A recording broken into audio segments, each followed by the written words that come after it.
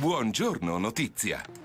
9 minuti dopo le 9 torniamo in studio e presentiamo subito il nostro ospite di oggi, l'avvocato Carmelo Sardella, dirigente dell'ufficio legale del Codacons Sicilia. Buongiorno e ben trovato. Buongiorno a tutti. E allora il Codacons, come di consueto, fa tante battaglie e una è stata intrapresa a proposito del caso Facebook, argomento di grande attualità nelle ultime settimane, lo scandalo sull'utilizzo dei dati sensibili degli utenti ai fini elettorali. Volete fare chiarezza e capire se anche in Italia è successo qualcosa del genere attraverso il vostro esposto?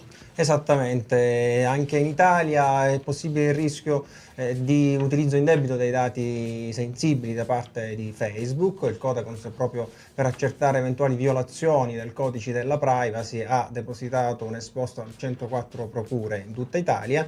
È l'unica associazione appunto che ha già organizzato, le attività per una eventuale class action contro il social network Facebook. Anche perché ormai viene utilizzato da tutti, diciamo. Sì, praticamente oltre 30 milioni di utenti in Italia potrebbero essere coinvolti da violazione dei dati sensibili, quindi trattamento dei dati sensibili anche per fini elettorali o di altri fini commerciali, comunque in violazione di quelle che sono le regole stabilite dall'articolo 167 e 169 del codice della privacy, che tutela appunto il trattamento dei dati sensibili da parte appunto anche dei social network.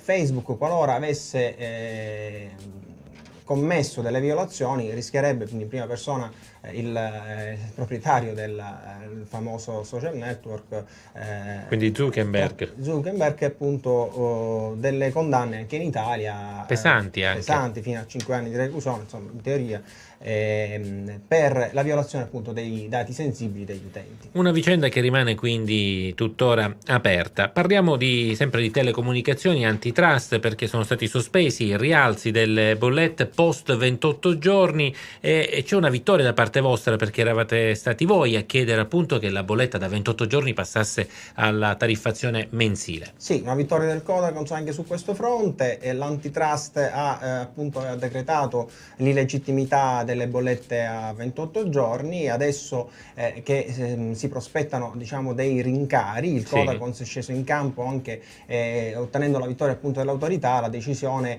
di sospendere questi rincari annunciati agli operatori telefonici. Annunciati e anche messi in pratica. Pratica e bloccati anche dall'autorità. Il Codacons ha fatto ricorso anche al TAR del Lazio, dove appunto è stato chiesto di sospendere questi aumenti che già erano anche in previsione per aprile, appunto gli aumenti che naturalmente nascevano probabilmente da un cartello tra le società di telecomunicazioni che annullava di fatto lo stop delle bollette a 28 giorni, reintroducendo in maniera fittizia i costi che erano già stati annullati.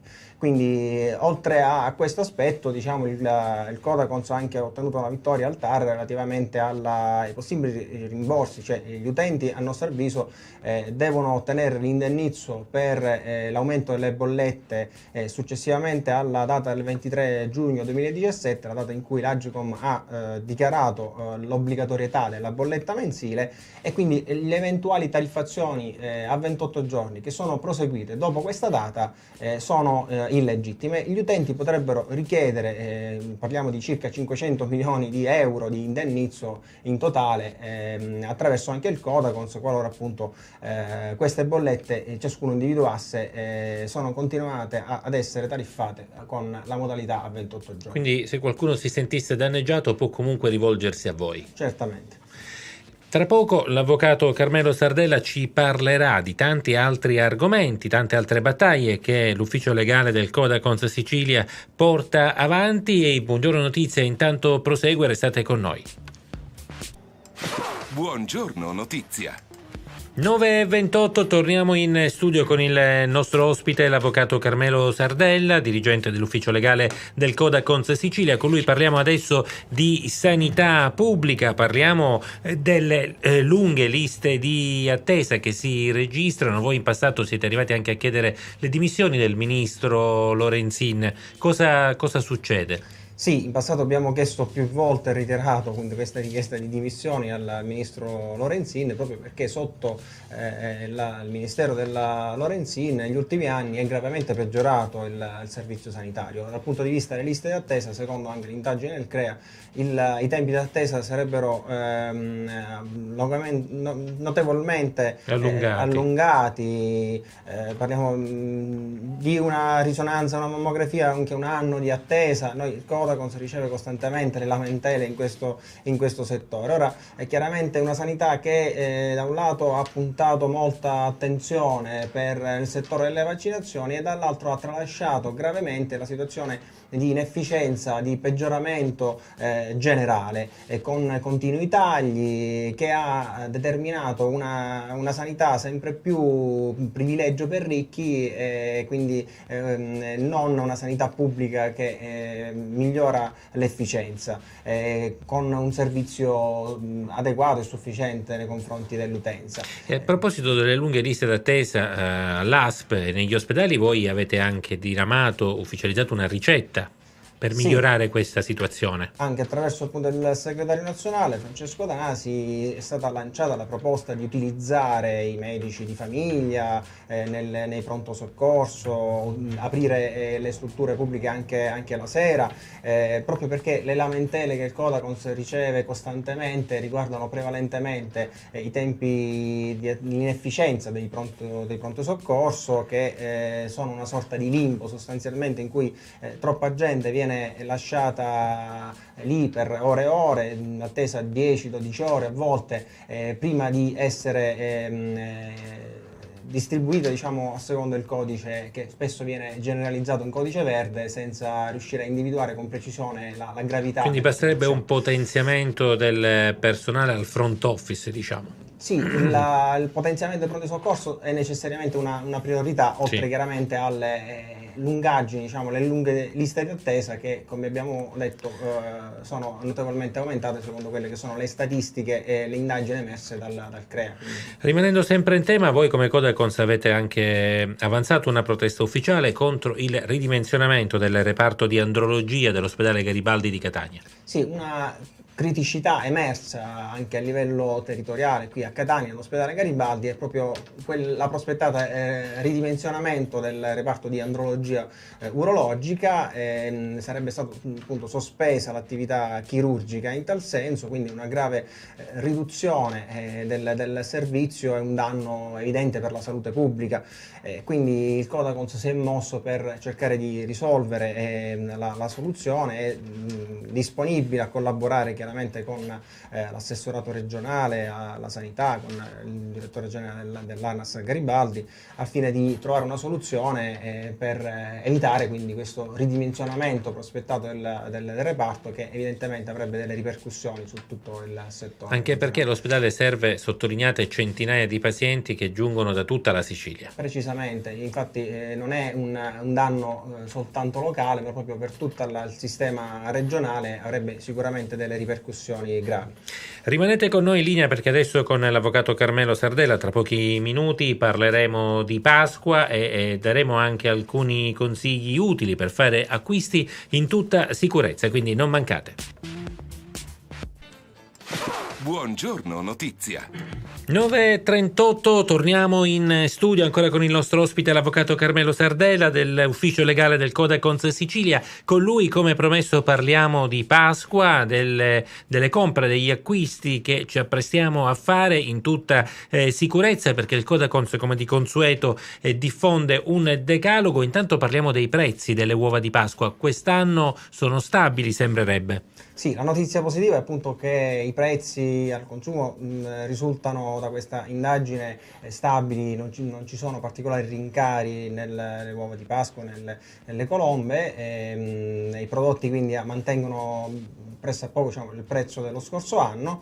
Riscontriamo la novità, diciamo, di rompere nel mercato di prodotti biologici e vegani. Che in quel caso costano qualcosina in più. Sì, in questo caso la qualità chiaramente necessariamente comporta un prezzo un po' più alto, superiore rispetto ai prodotti non biologici o vegani, ma diciamo anche una riduzione per quanto riguarda il costo degli agnelli, diciamo che è dovuta alla drastica riduzione dei consumi di meno carne. 5%. Meno 5%, diciamo, questo riscontriamo in maniera positiva. C'è più un animo animalista, quindi contro il consumo di carne, diciamo. Sì, si può soprattutto agnelli. decisamente fare a meno anche del consumo di carne ovina, di agnelli appunto, quindi il simbolo può anche essere utilizzato in altra maniera, e soprattutto diciamo quelle che sono le regole che il Codacons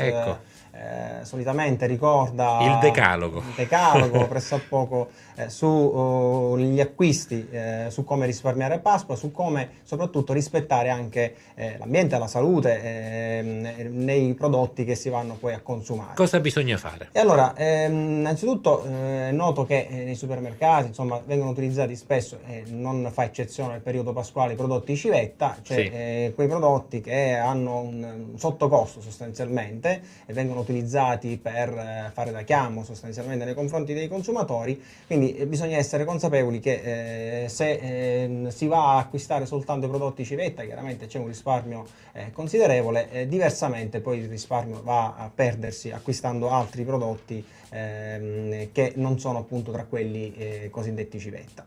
Quindi si può evitare diciamo, di dissipare risparmio facendo una lista già a priori prima di partire per l'acquisto. Per quanto riguarda il risparmio, chiaramente dove acquistare, è noto che gli ipermercati, gli hard discount riguardo questi acquisti pasquali di colombe o di Pasqua assicurano un risparmio che va dal 50 al 30%, però diciamo, non bisogna considerare soltanto il risparmio, mi permetto di consigliare anche quello che è l'acquisto locale, cioè l'artigianale, la qualità spesso anche nell'acquisto del prodotto locale consente una maggiore freschezza, una maggiore, oltre che non disdegniamo anche l'utilità che ha per l'economia locale, quella di incentivare appunto l'economia locale piuttosto che prodotti che vengono anche perché il piccolo commerciante spesso fa più sacrifici diciamo rispetto alla grande catena. Certamente, ma soprattutto anche il tempo, prodotti che vengono industriali dal nord chiaramente hanno una produzione molto più distante nel tempo e quindi anche la qualità poi scende. Bisogna confrontare comunque i prezzi reali dei prodotti, quindi chiaramente stare attenti a quello che è il peso, non al costo soltanto, perché chiaramente a una differenza di prezzo può corrispondere anche una diversità del peso e quindi la reale differenza può annullarsi se si va a controllare qual è il peso del prodotto, così come bisogna a volte diciamo diffidare dal 3PRET2 perché poi fondamentalmente sono prodotti che hanno una scadenza, fare incetta di prodotti pasquali non ha molto senso, oltre al fatto che comunque questi prodotti dopo le festività avranno una drastica riduzione del costo.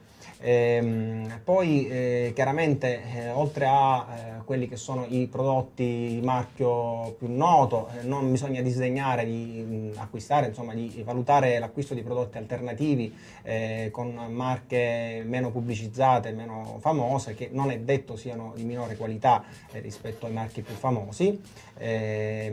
Queste spesso ci sono delle linee di marche secondarie anche nei supermercati. Per chiudere, gli ultimi consigli? Sì, per quanto riguarda chiaramente l'uovo e il cioccolato, cioè chiaramente le uova di Pasqua rispetto a una barretta di cioccolato ha un costo superiore, quindi valutare anche l'acquisto della barretta con il regalo a parte, sicuramente c'è un risparmio e una possibile qualità maggiore. E ultimo, ma non in ordine di importanza, guardare l'etichetta. L'etichetta è molto importante perché la lista degli ingredienti deve essere essere, quindi è indicata in ordine decrescente di concentrazione, quindi man mano che i primi ingredienti sono quelli che sono presenti in maggiore quantità, più abbondante, e questi devono essere necessariamente prodotti di qualità. Allora, se guardiamo le uova, chiaramente nell'ordine dovrebbe essere presente il cacao in polvere, il burro di cacao, lo zucchero, il latte in polvere e aromatizzanti naturali. Nelle colombe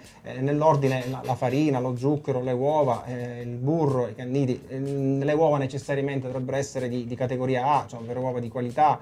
Il burro è da preferire sicuramente alla margarina. Certo. Il latte è facoltativo, ma evitare comunque quello in polvere.